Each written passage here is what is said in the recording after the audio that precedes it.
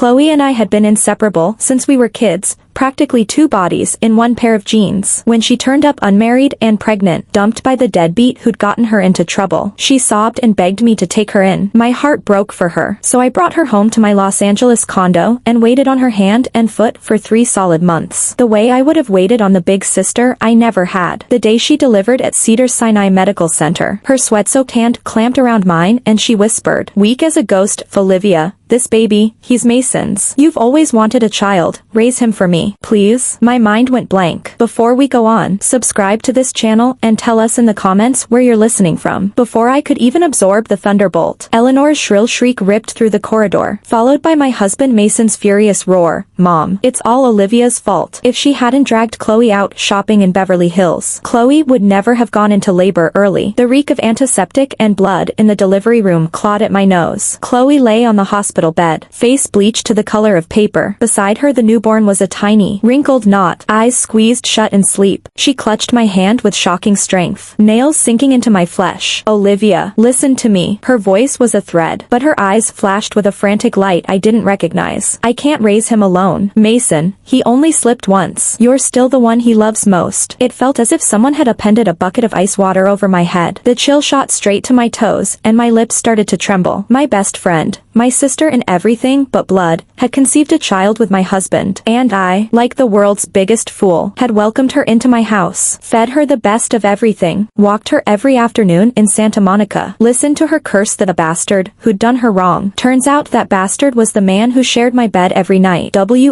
When did the two of you start? I forced the words through a throat that felt stuffed with gravel. Tears spilled down Chloe's cheeks in a steady stream. Just once. The night of the company retreat in Palm Springs. We were both drunk. Olivia, I didn't mean for this to happen. I know I was wrong, but the child is innocent. She sobbed as if she were the one who'd been betrayed. Look how adorable he is. She nudged the bundle toward me. You've always wanted a baby. Treat him as your own and we can go back to how things were. We'll still be a family, okay? A family. The word was a joke. I stared at her tear-streaked face and felt my stomach lurch with revulsion. Just then the door burst open with a bang. Eleanor barreled in, shoved me aside, and lunged for the bed, clutching Chloe's hand and wailing, my poor daughter-in-law. You've suffered so, my precious sterling grandson. The push sent me stumbling into the wall. A dull ache bloomed at the back of my skull. Right behind her came my husband. He didn't spare me a glance. His eyes were all tender guilt as he brushed Chloe's forehead. Chloe, how are you feeling? What did the doctor say? At the sight of him Chloe cried even harder. Mason, I've wronged Olivia.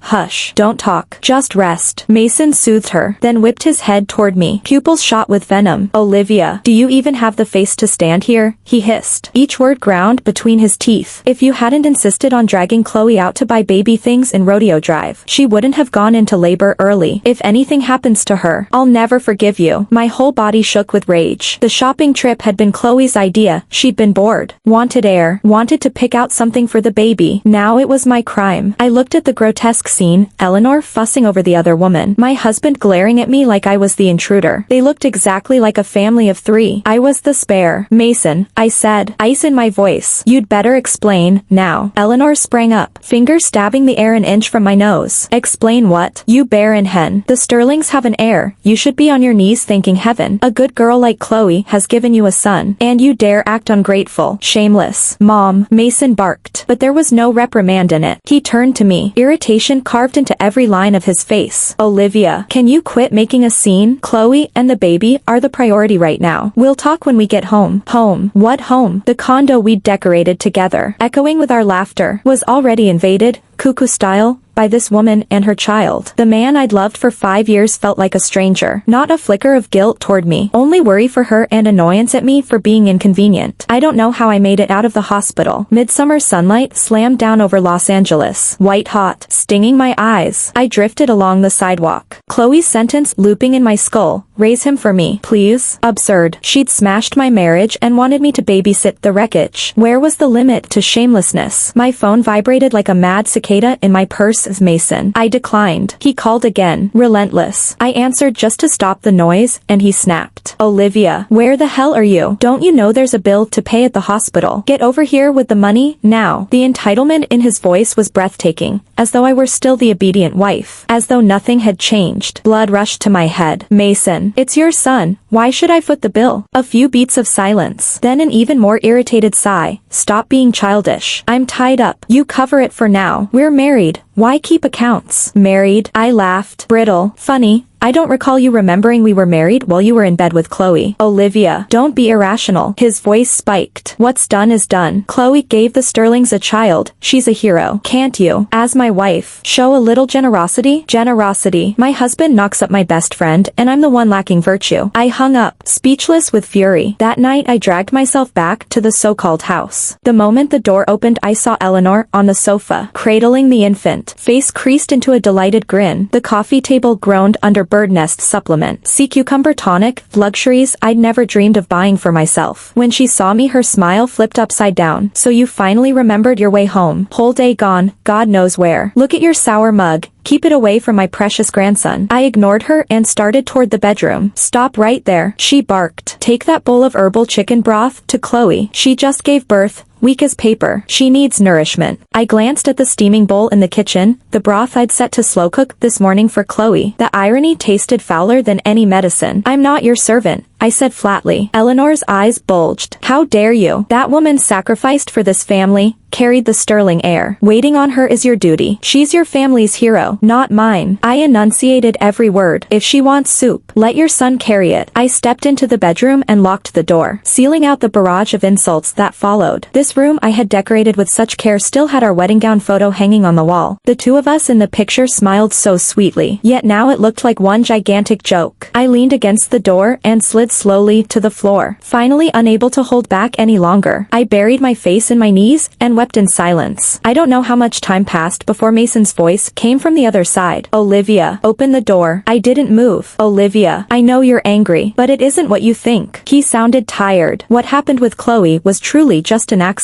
Open the door first. Let's talk properly. I stayed silent. The voice outside vanished. I thought he had left. A few minutes later, keys turned in the lock, and the door opened from the outside. Mason stepped in, seeing me curled in the corner, his brows knitted tight. Is this really necessary? Looking down at me, his tone brimmed with reproach. All I asked was that you apologize to my mom and send Chloe a bowl of soup. Such a small thing, yet you insist on turning the house upside down? Are you happy now? I lifted my head, my bloodshot eyes fixed on him. Mason, let's get divorced. Divorced? As if he'd heard the world's biggest joke. Mason snorted. Olivia, have you lost your mind? He walked over, crouched in front of me, and tried to take my hand. I flung it away in disgust. His face darkened. Stop the drama. I admit I was wrong, and I'm sorry, but think about it. We've been married 3 years and your stomach hasn't shown the slightest sign. Mom nags me daily, and the pressure is killing me. So that's your excuse for cheating? I rasped. I never said it was an excuse. He raked his hair in frustration. I told you, it was an accident. Now the child is born, a boy. The Sterlings have an heir. Isn't that great? Yes, the Sterlings have their heir. I enunciated each word. So take your heroin and your son and get the hell out of my house. I had paid for this condo in full before the marriage, and only my name was on the deed. Mason's face went livid. Olivia, what do you mean? He straightened, voice as cold as ice. We've lived here together for 3 years, and now you want to throw me out? What else? Should I let you and your mistress live happily ever after under my roof? I stood up, meeting his gaze without blinking. You, he raised his hand as if to strike. I stretched my neck, eyes unwavering. In the end his hand slowly dropped. Unbelievable. He spat the word through clenched teeth, spun around, and slammed the door. The next morning I didn't go to work.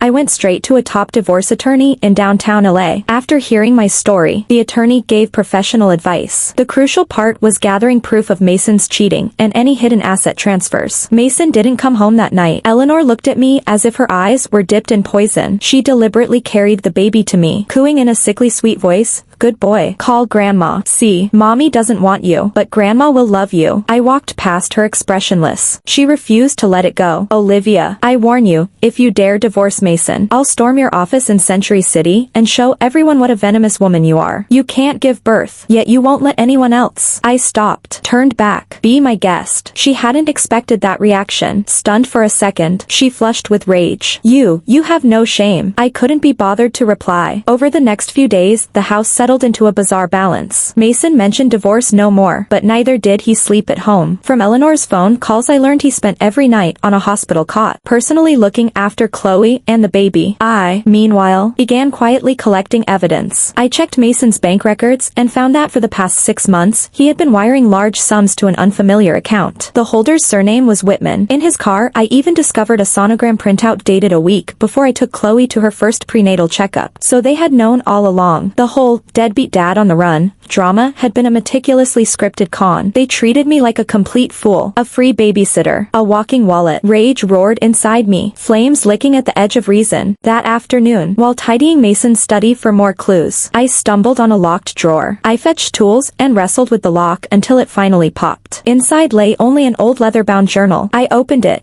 Mason's handwriting filled the pages. The entries froze my blood. The journal began in college at USC. Between the lines, one name appeared over and over. Chloe. Saw Chloe at the library again today. She wore a white dress like an angel. Chloe agreed to be my dance partner. Couldn't sleep all night. Chloe says she only sees me as a big brother. My heart hurts. Why can't she see how good I am? Page after page. My hands grew colder. Mason had been deeply in love with Chloe since college, and in his diary, I was only mentioned occasionally as Chloe's good friend. The final pages covered our married life. Mom keeps pressing. Olivia's family is well off and she's simple-minded. Marrying her might be smart. That way I can take better care of Chloe. Fought with Chloe today. She can't understand why I married Olivia. How do I tell her it was all for her? Olivia pregnant? Not anymore. Fine, I don't want a child with her anyway. I only want one with Chloe. Reading the last line, black spots danced before my eyes. I nearly fainted. I had swallowed countless bowls of bitter herbal tonics, endured needle after needle in acupuncture sessions, borne every sideways glance, all to get pregnant, while my husband rejoiced that I hadn't conceived, longing for a baby with his true love, my best friend. I, Olivia, was nothing but a pathetic joke, a stepping stone in their love story, ridiculous and pitiable. Bang, the bedroom door burst open. Eleanor stormed in and snatched the leather-bound journal from my hands. What are you doing? Who gave you the right to rummage through things? Seeing the journal, her face paled, panic flickering in her eyes. What is this? I pointed at the book, my voice trembling beyond control. None of your business. She hugged it to her chest, shouting, "This is my son's privacy. How dare you snoop?" Privacy? I laughed until tears streamed down. So my 3-year marriage was a scam engineered by you two. Quit your nonsense. She averted her gaze. Nonsense? I advanced step by step. He loved Chloe from the start. Marrying me was just to guarantee her security, to milk my family's resources. Am I wrong? Forced backward. Eleanor lost all color. You don't sling mud. Still she refused to admit defeat. You know perfectly well how Mason treated you. If you'd given him a child, would we be here? Can't give him a child? I barked out a laugh. You saw the potions I swallowed for fertility. Did Mason ever take one single test? Could it be he knew he was the problem, so he asked Chloe to have his baby? The sentence crashed over me like lightning. All along I had wondered why we'd never conceived despite months of trying. I'd had test after test, and every doctor insisted nothing was wrong with me. I begged Mason to get checked too, but each time he brushed me off with the same excuse.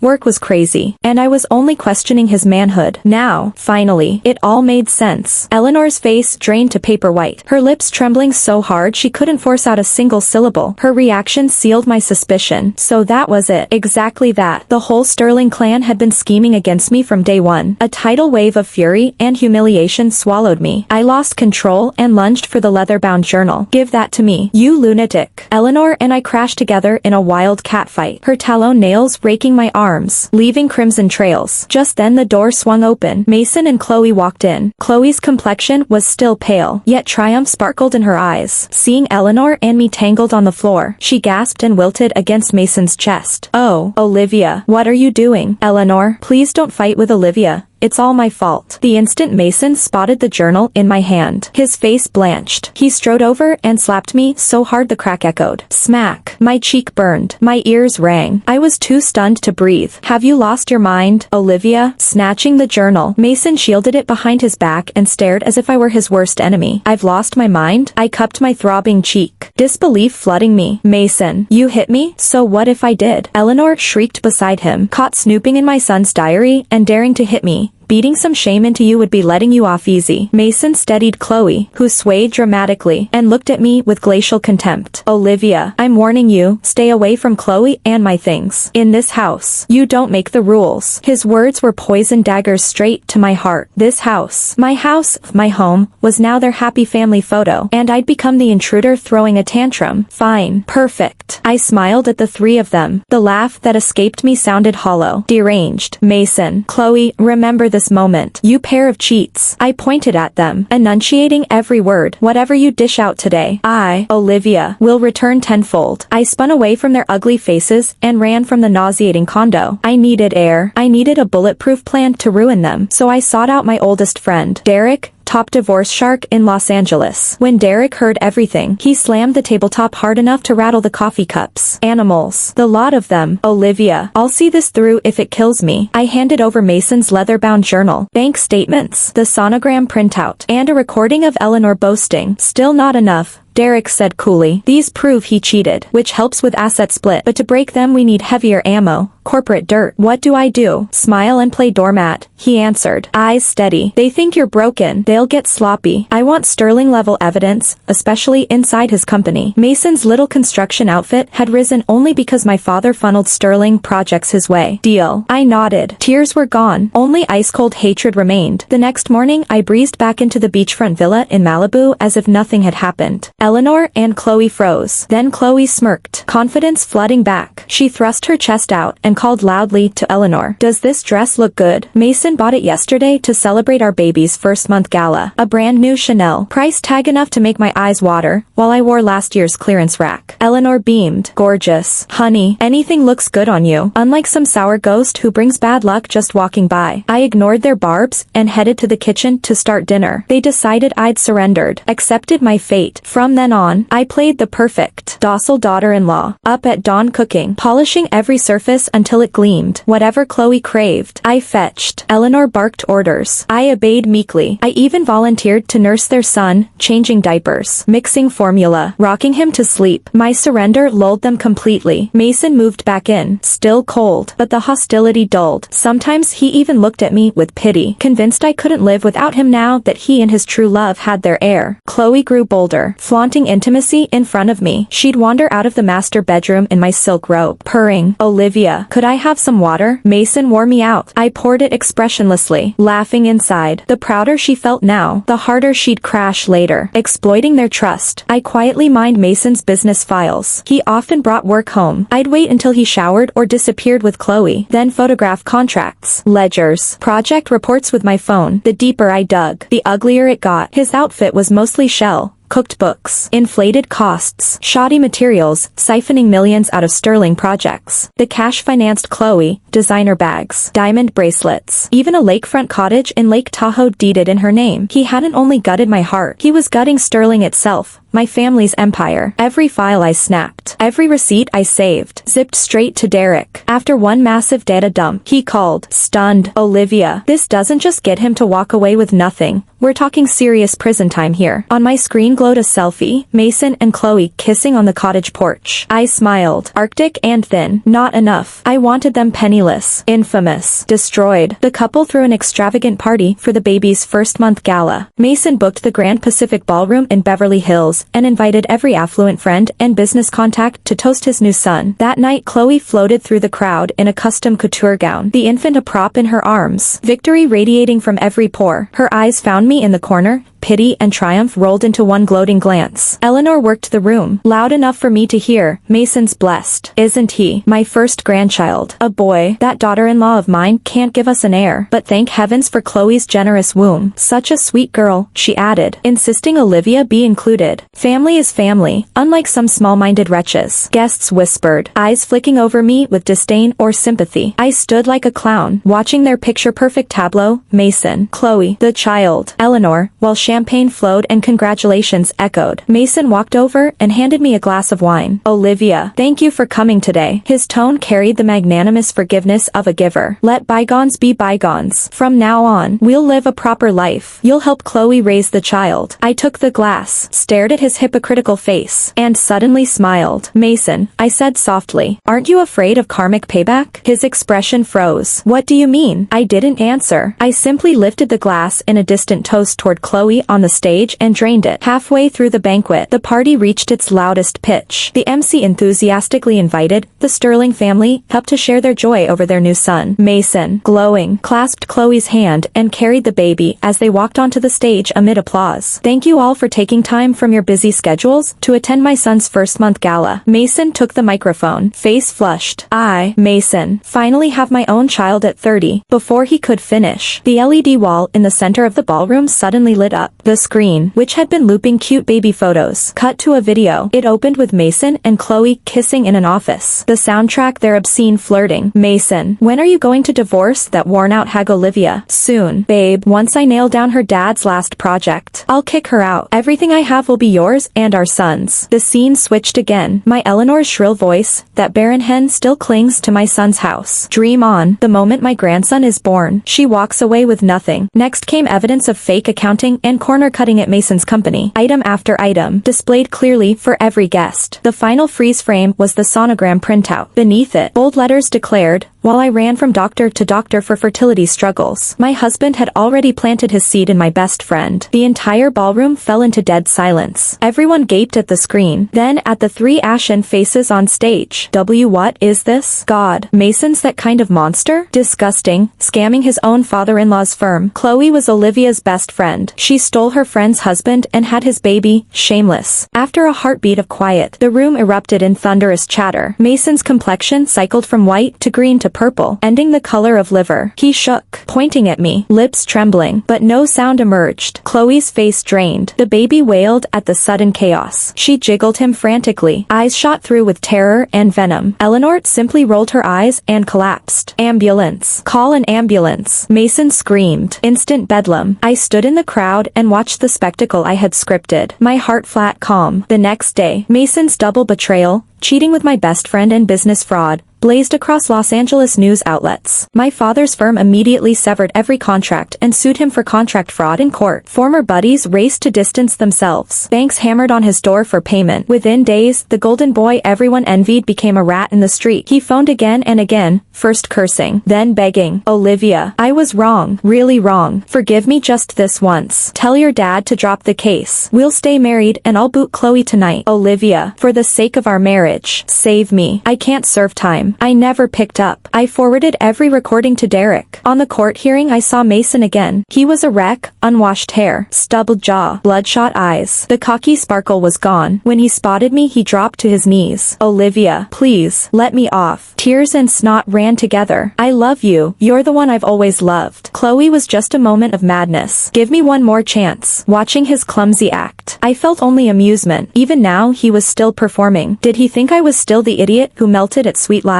In court Derek presented every shred of proof. Mason's leather-bound journal, bank transfers, dummy accounts, his own pleading voicemails. The evidence towered like a mountain. The judge read the verdict. Mason and I were divorced because of his grave fault. All marital assets were awarded to me. At the same time, convicted of contract fraud and embezzlement, he received 10 years. When the gavel fell, Mason crumpled like mud. I exhaled at last. Months of black fog finally lifted. Outside the courthouse, sunlight blazed blazed over Los Angeles. I saw Chloe outside the gate, clutching the baby, soul drained. When she saw me she lunged, screeching, trying to claw me. Olivia, you poisonous witch. You destroyed Mason. You destroyed our family. I sidestepped easily. Chloe, I said calmly, the ones who ruined him are you and him. It was you, always you, she raved. You knew everything and watched us like a joke. Why didn't you confront us? If you'd spoken up earlier confront you? I cut in, incredulous. And then what? Let you keep living in my house, spending my husband's money while I played nanny to your child? Speechless. She flushed crimson then ash white. Listen carefully, Chloe. I leaned in, voice low. This is only the opening act. Every debt you owe me will be repaid, with interest. I turned away, indifferent to her poisonous stare, and left in stride. Mason was locked up, but the shambles he left behind still stank. The company had filed for bankruptcy, drowning in debt. Creditors who couldn't find him naturally converged on Chloe. They emptied the beachfront villa she lived in. Day and night they came to splatter red paint, scrawl slurs. Nowhere to turn. She dragged the baby back to her parents in Ohio, but that family, obsessed with sons, had no room for a daughter dragging a burden. Within days they threw her out. She came to me. Just as I got off work at my downtown LA studio she knelt at my gate, wailing, baby in her arms. Olivia, I know I was wrong. For the child's sake, please help me. He's still Mason's blood. Neighbors stared and whispered. I looked at the baby crying from hunger and cold. No pity stirred in me. He was innocent, but the parents who made him suffer were the guilty ones, not I. I took out my phone and dialed the police. They took Chloe away for harassment. After that, I never saw her again. Later, scraps drifted from mutual acquaintances. Someone spotted her waiting tables in a downtown Chicago lounge, shouted at by patrons. Some say she sent the child to her rural hometown in Indiana with a wad of cash and never looked back. Others say she latched onto a wealthy old man in Miami, only to have his wife break her leg and throw her out not long after. Her life rotted away in the mud. And Eleanor, Mason's mother, the woman who once jabbed a finger at me and shrieked barren hen, went white overnight once Mason was locked up. Her only son was behind bars. The grandson she'd boasted about had vanished. She tried to see me again, and every time I had security turn her away. One afternoon she blocked my car at the compound gate in Beverly Hills, dropping to her knees and begging me to visit Mason in prison, swearing she'd do anything if I would just go. I stared at her haggard, aged face and said coldly, when your family plotted against me, did you ever imagine this day would come? She collapsed on the pavement and wailed. When every last piece of that garbage was swept out of my life, my own finally got back on track. I sold the condo that held nothing but pain and moved to a cozy apartment in Santa Monica. I threw every ounce of energy into work, using my father's connections and my own grit. I opened my own design studio in Century City. The first months were brutal, but I clenched my teeth and kept going. By day I spun like a top of clients, job sites, revisions. By night I dragged myself home too tired to eat, yet my heart felt steadier than it ever had. The company found its footing and grew. I was no longer the Olivia who needed a man. I had become President Sterling in my own right. I learned to enjoy living alone. On weekends I bought fresh flowers at the Santa Monica Farmers Market and arranged them until the rooms glowed. On holidays I flew to cities I'd never seen, New York, Paris, Tokyo, tasting different lives. I met fascinating people and turned down every suitor who came too close. I no longer trusted love easily, but I still adored life. Derek teased that I'd turned myself into a legend. I smiled and said nothing. There's no legend, only someone who died once and fought her way back alive. That day I was abroad on business, attending an international design expo in Milan. In a small gallery I stopped in front of a painting. A woman standing in a sunflower field, laughing at the sky. The smile was bright, fierce, drunk on being alive. I was still lost in it when a gentle male voice asked, "You like it too?" I turned. A tall man in a white shirt stood beside me, eyes clear as dawn. I nodded. "It makes me feel strong. It's called Rebirth," he said, "the artist's very first piece." We fell into conversation as naturally as breathing. He turned out to be the painter himself, Julian, already attracting notice in the art world. We talked about art, travel, food, life, discovering we laughed at the same things and argued with the same passion. It felt like meeting a long-lost sparring partner. When I left, we exchanged numbers. Back home in Los Angeles, Julian started to court me. He took me to tiny restaurants no guidebook mentions in Little Tokyo, remembered stray remarks I made about loving coriander or hating cinnamon, and when I worked past midnight, he'd leave a still hot box of wontons by the door and vanish without waiting for thanks. With him I felt lighter than air. I knew I was slowly letting him in. On our first Valentine's Day, he didn't offer roses or chocolate. He led me to his studio in Brooklyn. In the center stood an easel draped in wine red velvet. "Gift for you." He lifted the cloth. It was me in that sunflower field, laughing whiter than summer. My eyes stung before I could stop them. He stepped behind me and wrapped his arms around my waist. "Olivia," he murmured, "I missed your past. Let me guard your future." I turned on tiptoe and kissed him. Years later, we married in a chapel overlooking the Pacific Ocean in Malibu, waves applauding against the rocks. We invited only the people who had held us up when we couldn't stand. My father, eyes red, placed my hand in Julian's. "Son, I'm giving you my treasure. Love her with everything." "Dad, I swear I will," Julian answered, voice steady as the tide. Sunlight spilled through stained glass and pooled on my white wedding gown. Looking at this man, my husband, I saw love brimming in his eyes and knew I had chosen right this time. Marriage was everyday magic,